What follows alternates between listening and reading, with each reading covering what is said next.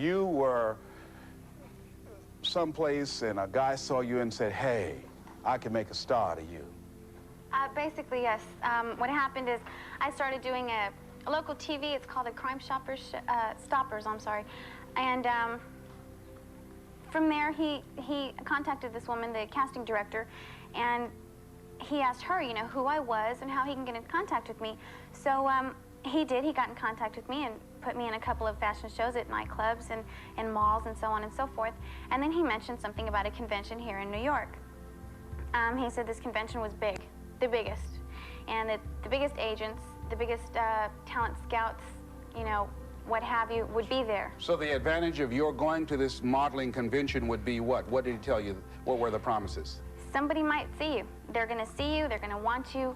They're going to give you contracts. You're going to make some money. This is your chance. This is the only chance you're going to get. This is your big break. So, and you bought that? Of course. This is my dream. I wanted to be a model since I was 5 years old, and I do everything I can. I mean, I see people at malls, and I'm thinking, how can I do that? And I run, to the office and say, I want to be in that show. How do I do it? So I had, you know, this has been something that I wanted for a long time, and this man held my dreams in his hands. So, of course, like anyone else would, I bought it. Okay, now, how much did it cost for you in order for you to go? I gave him approximately $1,500. That's not including the money I brought to New York to spend. Okay, so off you went to New York with this guy. Did anybody else go along? Yes, 2 other people went along, another girl that I worked with and a guy that I worked with also. So what happened when you landed in the Big Apple pursuing your dream with this guy? We didn't land, Les. He said, okay, this money's going towards the plane flight, towards the hotel, and towards your pictures and everything else that I'm doing for you. And then come a week before this trip that we were going to take, he says, well, we didn't come up with enough money for a plane flight, so we'll drive up there. So we all jumped in his truck and we drove up here. It took 3 days to get here. Where'd you drive from? San Antonio, Texas. All the way to New York? All the way to New York, straight through the country. And so when we got here, we didn't know where we were going to stay. Of course, we hadn't made reservations for a hotel or anything like that because we didn't make enough money. So the girl that went with us, she says, well, my cousin lives right in New Jersey, which is right outside, you know, of here, and we can stay with her.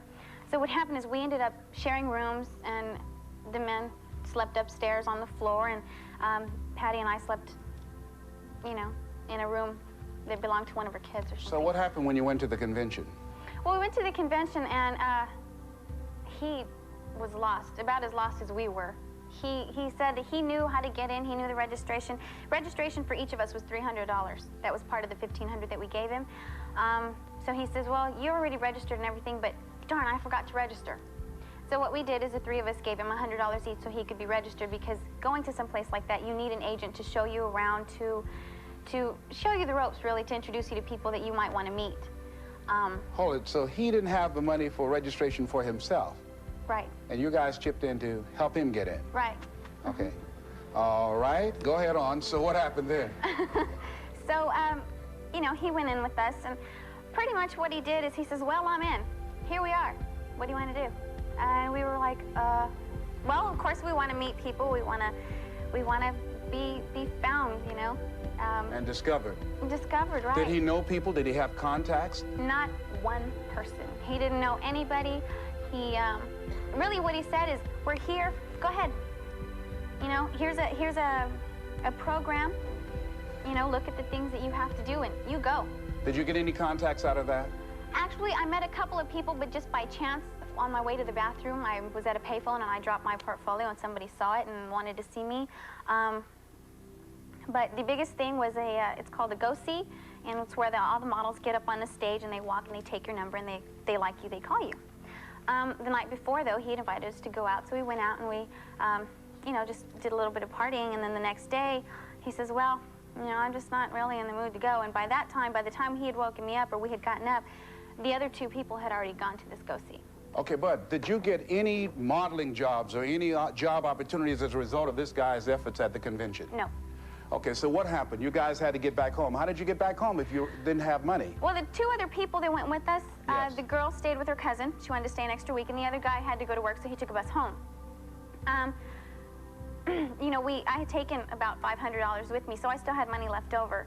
So the only thing that was left was to pay for gas on the way home, and he wanted to take the long way home, you know, to stop at beaches or what have you.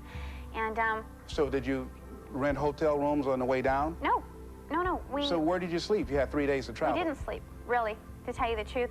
He wouldn't let me drive his truck because I didn't know how to drive a Standard at the time, so he wouldn't let me drive his truck. So when he wanted to stop and rest, he'd stop and rest, and I'd sleep or whatever. I really didn't want to sleep. I was really disappointed. So, But then something tragic happened. One night on the way home. right, one night on the way home, he said, well, I want to rest. Let's stop off on the side of the road. And actually, to tell you the truth, at that point, I didn't even know where I was. I didn't know what state, city, anything. And he stopped on the side of the road, and he jumped in the back of the truck. He had a cab in the back that he slept in. He says, well, I'm going to rest. I said, well, just, let me drive. I'd rather drive. And he says, no, no, no, just let me rest. I said, okay, fine. So I slept in the front, and he slept in the back. A few minutes later, he says, well, I feel bad because you're up there and you're uncomfortable. So you jump back here, and I'll jump up there. So I jumped in the back, and he didn't go forward, and then, he kind of talked me into doing whatever it was. Sexually involved with you. Right. He sexually assaulted you. Right. At this point, did you decide to report it or tell anyone? No, one thing that I think everybody should understand is that I didn't know where I was. No cars are going by. All I see is a diesel every now and then. And I figured, what am I going to do? Either I fight this guy and risk the chance of being beat up or killed or what have you, or I get off and run out to the street and hope some truck driver picks me up and he's nice enough not to do the same. But I mean, to tell you the truth, what would anybody else do? So you're saying the choice between the devil you know and the one that you don't know. Mm-hmm. That must have been very difficult for you.